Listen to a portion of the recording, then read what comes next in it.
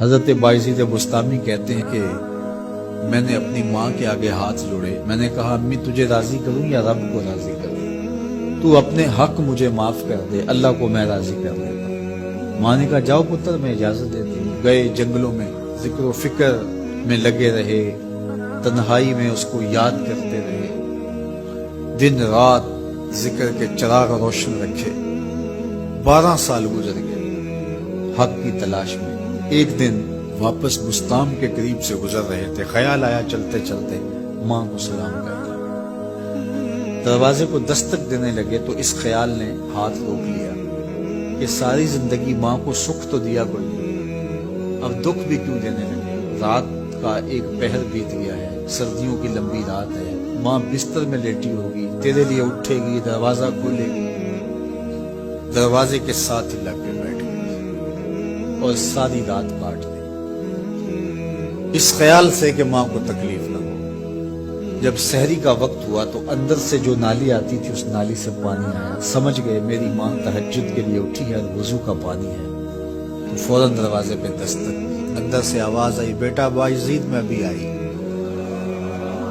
مائیں بیٹوں کے دستک کے انداز سے جان لیتی ہیں یہ کس بیٹے کے ہاتھوں کا لمس ہے۔ 12 سال کے بعد آئی، دستک دی، کہا بیٹا باعزید میں ابھی آئی۔ ماں کی تو نگاہیں ہی دروازے پہ رہتی ہیں۔ اللہ اکبر۔ کہتے ہیں کہ ماں نے دروازہ کھولا، 12 سال جنگلوں کی خاک چھانتے بیت گئی تھی، پراگندہ صورت، بکھرے ہوئے بال، پھٹے ہوئے کپڑے۔ میری ماں کی جب نگاہ میرے پہ پڑی تو اس کی چشمان سے موٹے موٹے آنسو ٹپکنے لگے اور اس نے ایسے ہاتھ پھیلا کے کہا مالک میرا بیٹا باعزید تیری طلب میں نکلا تھا، تو نے ابھی تک اسے اپنا قرب نہیں دیا۔ حضرت باعزید بستامی کہتے ہیں 12 سال کی ریاستوں سے جو کچھ نہیں ملا تھا ماں کے اٹھے ہوئے ہاتھوں سے مل گیا۔ میں نے کہا مالک میں تجھے کہاں ڈھونڈ رہا ہوں، تو کہاں موجود ہے؟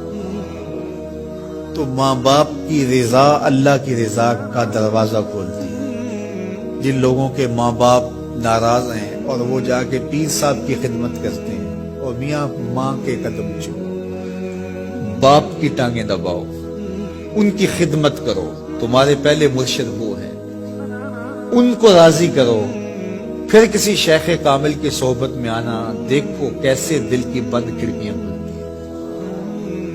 ایک مرشد تو ناراض کر آئے اور دوسرے مرشد سے تمہیں کیا ملے گا؟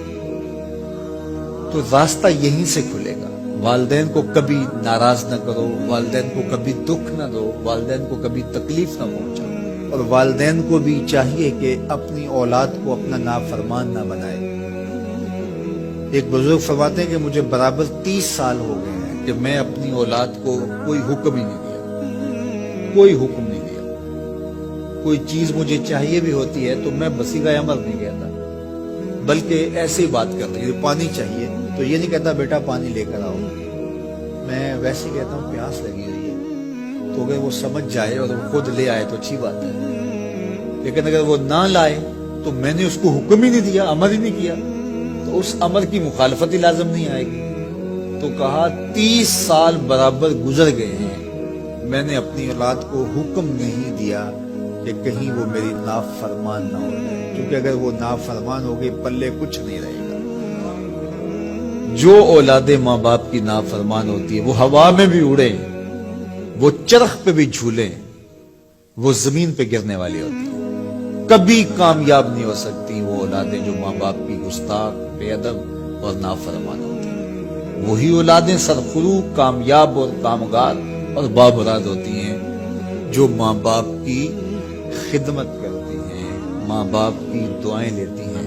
وہ ایک بچہ ماں باپ کے پاؤں دبا رہا تھا تو ایک بچہ ایک بر اعظم میں، دوسرے بر اعظم میں، تیسرے بر اعظم میں بڑے بڑے کاروبار کر رہا تھا، تو کوئی اس کا دوست ملنے آیا، اس نے کہا کہ اس نکمے کو بھی کہیں بھیج دو، فلاں جو ہے وہ یورپ میں ہے، فلاں امریکہ میں ہے، وہاں اتنی بڑی کمپنی اس نے کھولی ہوئی ہے، اس نکمے کو یہاں بٹھایا، اس کو بھیج دو، یہ تو نکمہ کسی کام کا نہیں۔ کہا یہ نکمہ ہی تو میرے کام آ رہا ہے، یہ نکمہ ہی تو میرے کام آ رہا ہے۔ تو اولاد خوش نصیب ہے کہ اپنے ماں باپ کی خدمت کرے اور ان کے ساتھ حسن سلوک کرے۔